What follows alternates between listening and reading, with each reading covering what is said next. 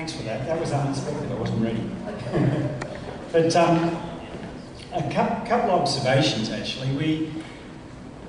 It's been quite interesting, and there's a pair of Darren twins here that have given some good content today, which is great. We've been talking a lot about bandwidth, and I thought I'd just talk about a different aspect for a second and share a couple of experiences.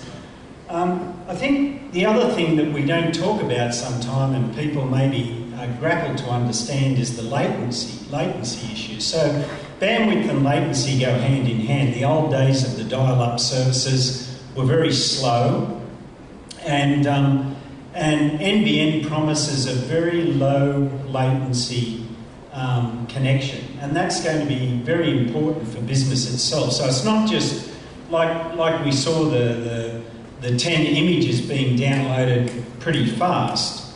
Let me give you a kind of little example that kind of explains the latency issue.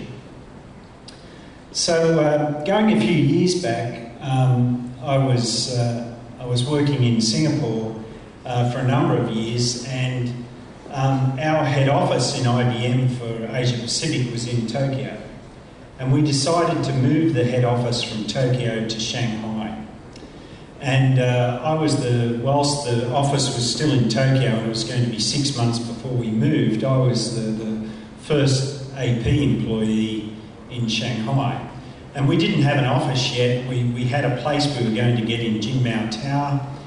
And I moved into a condominium which had Metro Ethernet, a very fast broadband service in Shanghai. So in Australia, by the way, when I left, I couldn't get more than 33k on dial-up service in the house that I lived in. So, here I go to a place in Shanghai.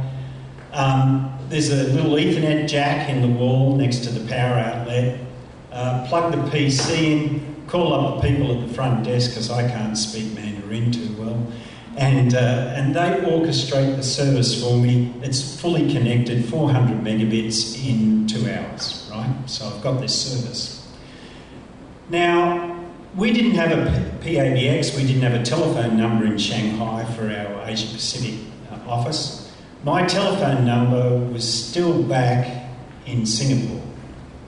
And I had a voice over IP service. I had a soft phone on my laptop. So when someone rang my number in Singapore, my laptop rang in Shanghai, and I just answered the phone there, same telephone number.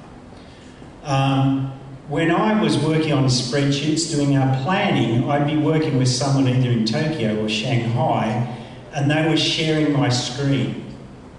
So this is the real latency issue, isn't it?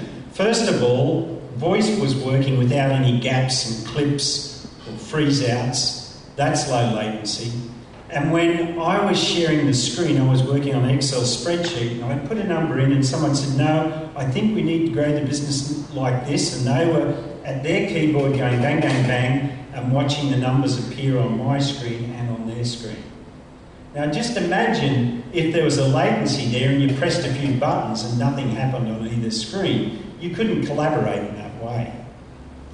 So really, for us to collaborate, for us to have a business and establish it somewhere else almost instantly within 2 hours, we needed low latency services. And it wasn't about video. I know what the people look like. I didn't have to have a video connection. But we were sharing spreadsheets, we were sharing PowerPoints, Word documents, and working on them in a collaborative environment together, instantly, with the right sort of feedback that would enable it to happen.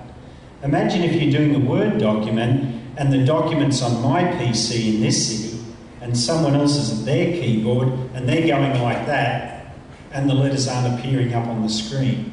If there's a high latency, collaboration just doesn't work in that form. Now we in IBM are very keen to do a lot more work in Townsville, and one of the real kind of inhibitors that we found, again, is lack of bandwidth and high latency services in Townsville. And we find that of all the places in Australia that I travel to and around the world, it's really hard to do collaboration like I'm used to. For every for every 250 people in our organisation, we have 150 seats in our offices. We're either in customer premises or we're in our homes, working from home, collaborating in all sorts of ways.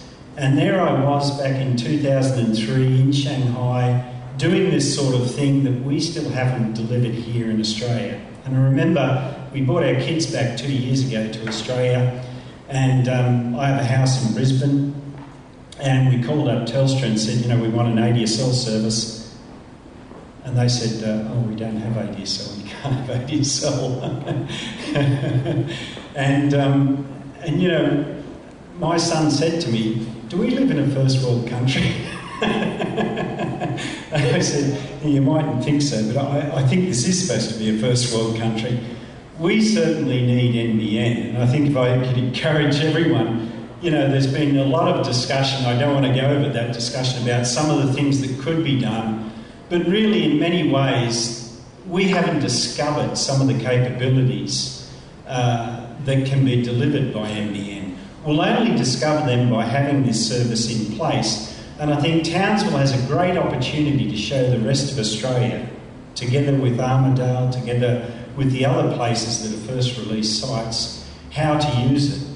And I think it's kind of beholding on Townsville to get the momentum, to get the incentive, to get the passion to kind of explore these things. Because it's a little bit like, my wife's a teacher, and she says, our kids' jobs haven't been invented yet. And I think the same could be said for the sort of applications, services and capabilities that we're going to use on NBN. So I encourage you, get in there, do it. It hasn't been invented yet, but it's going to need passion, creativity and sheer guts to go and do something about it.